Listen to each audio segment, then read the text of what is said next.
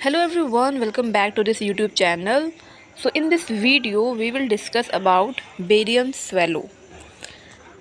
Last video में हम लोगों ने बेरियम स्टडी के बारे में पढ़ा था कि बेरियम स्टडी क्या है, क्यों होती है और कैसे ये वर्क करती है, कैसे कैसे इसके प्रोसीजर्स होते हैं। और इसके आज के वीडियो में हम लोग पढ़ेंगे बेरियम स्वैलो, जो कि हमारा फर्स्ट टॉपिक है बेरियम स्टडी का। बेरियम स्टडी में हमारे पास 4 टॉपिक थे: बेरियम स्वैलो, बेरियम मील फैलो थ्रू और बेरियम एनीमा। तो इनका ये फर्स्ट टॉपिक है बेरियम स्वैलो, जो कि इम्पॉर्टेंट है और एग्ज़ाम में आता है। तो स्टार्ट करते हैं आज की video. Steps about procedures, indication, contraindication, equipments, preparation, procedure and filming. Introduction में लिखेंगे सबसे पहले radiographic examination of upper gastro intestinal tract यानी कि GIT for diagnose structural and functional abnormality of pharynx, oesophagus and stomach by using barium sulphate BaSO4।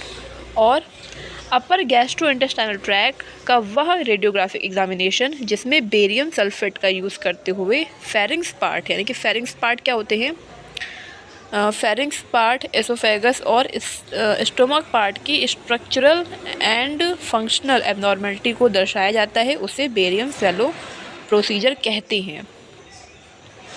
ये हमारा diagram बन गया है। फेरिंग्स हम लोग ओरली इसको देते हैं, बेरियम सल्फेट को ओरली पेशेंट को देते हैं।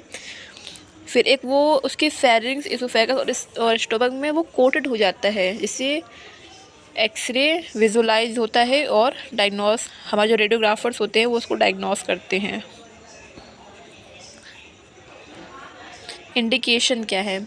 निम्नलिखित रीज़न होने पर हम यह प्रोसीजर करते हैं: डिस्फेजिया, डिफ़िकल्टी इन स्वेलोइंग, जब पेशेंट को निगलने में प्रॉब्लम होती है तो यह प्रोसीजर करते हैं।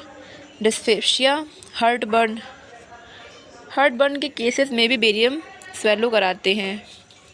एसोफेजियल कार्सिनोमा, कैंसर और ट्यूमर, एसोफेगस में जब किसी भी प्रकार का मैलिग्नेंसी, कैंसर, ट्यूमर एट्सेट्रा के लिए भी यह प्रोसीजर किया जाता है। एसोफेजियल अल्सर और पॉलिप्स, एसोफेगस में किसी भी प्रकार के घाव, अल्सर और पॉलिप्स होने पर भी बेरियम स्वैलो कराते हैं। अगर हमारे एसोफेगस में किसी भी प्रकार का कोई भी दाने वाने हैं या कुछ भी प्रॉब्लम हो रही है, हमें फूड को टेक करने में कोई भी प्रॉब्लम हो रही है, तो हम ये प्रोसीजर करके उसको डायग्नोस करते हैं। गैस्ट्रो एसोफेजियल रिफ्लक्स, अर्थात कभी कभी स्टमक में फूड रिफ्लक्स होकर फिर से एसोफेगस में पहुंचकर गैस्ट्रो एसोफेजियल रिफ्लक्स की कंडीशन क्रिएट करता है, अतः इस कंडीशन में भी बेरियम स्वैलो कराते हैं। Diverticulum, pouch like filling, oesophagus pouches, अगर हमारे एसोफेगस में पाउचेस टाइप के बन रहे हैं, अजीब सा कुछ भी लगेगा, कोई भी दिक्कत होगी, तो हम लोग उसको डायग्नोस करेंगे। सबसे पहले डॉक्टर के पास जाएंगे, डॉक्टर हमें ये प्रोसीजर करवाने को बोलेंगे। एब्डोमिनल पेन होता है, ब्लड आता है, वॉमिटिंग में ब्लड आता है, तो भी ये प्रोसीजर करवाते हैं। इसकी कॉन्ट्राइंडिकेशन क्या है? निम्न स्थितियों में बेरियम स्वैलो नहीं कर सकते हैं, जैसे रिसेंटली GIT और एसोफेगस की कोई भी सर्जरी हुई हो। अगर कोई भी प्रकार की सर्जरी हुई है तो ये प्रोसीजर नहीं करेंगे। ट्रैकियो एसोफेजियल फिस्टुला की कंडीशन में बेरियम स्वैलो नहीं कर सकते, क्योंकि बेरियम सल्फेट के लंग्स में पहुंचने का खतरा रहता है। सस्पेक्टेड प्रेगनेंसी होने पर नहीं करेंगे। बॉवल में कम्प्लीटली ऑब्स्ट्रक्शन या रुकावट होने पर। इक्विपमेंट क्या है? X ray unit, fluoroscopy with spot film device, barium sulphate powder, sterile glass, spoon, water. Patient preparation, fasting above 2 hours. इस प्रोसीजर में पेशेंट को हम 2 घंटे पहले फास्टिंग रखने को बोलते हैं। प्रोसीजर्स के बारे में पेशेंट को एक्सप्लेन करेंगे। यदि पेशेंट ने मेटल की चीज़ें पहन रखी है तो उसे रिमूव करवाएंगे, जिससे कि हमारा एक्सरे ख़राब ना हो और एक्सरे में किसी भी प्रकार का कुछ भी मेटल ना शो हो, इससे हमें डायग्नोस करने में कोई प्रॉब्लम ना हो। प्रोसीजर क्या है?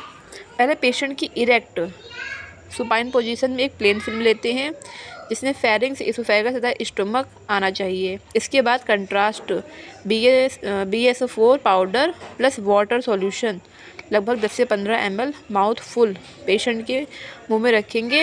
इसके बाद पेशेंट को उसे एक बार निगलने के बाद रुकने के लिए कहते हैं, फिर उसे और निगलने के लिए बोलते हैं। इस प्रकार जब पेशेंट बेरियम स्वेलो करता है उसी वक्त उसकी AP, लैटरल तथा ऑब्लिक आदि पोजीशन में इमेज लेंगे। फिल्मिंग प्लेन फिल्म लेंगे, आफ्टर कंट्रास्ट AP फिल्म लेंगे, lateral film, oblique film if needed. After care fluid अधिक मात्रा में लेना है कॉन्स्टिपेशन को अवॉइड करने के लिए। मतलब जब ये प्रोसीजर कंप्लीट हो जाए तो हमें पेशेंट को ये एडवाइस करना है कि ज़्यादा से ज़्यादा मात्रा में वो फ्लूइड को टेक करे, फ्लूइड इनटेक करे, पानी बहुत मात्रा में पिए, जिससे कि उसको कॉन्स्टिपेशन ना हो, क्योंकि उसने जब वो बेरियम सल्फेट पाउडर खाया है तो उसे प्रॉब्लम हो सकती है।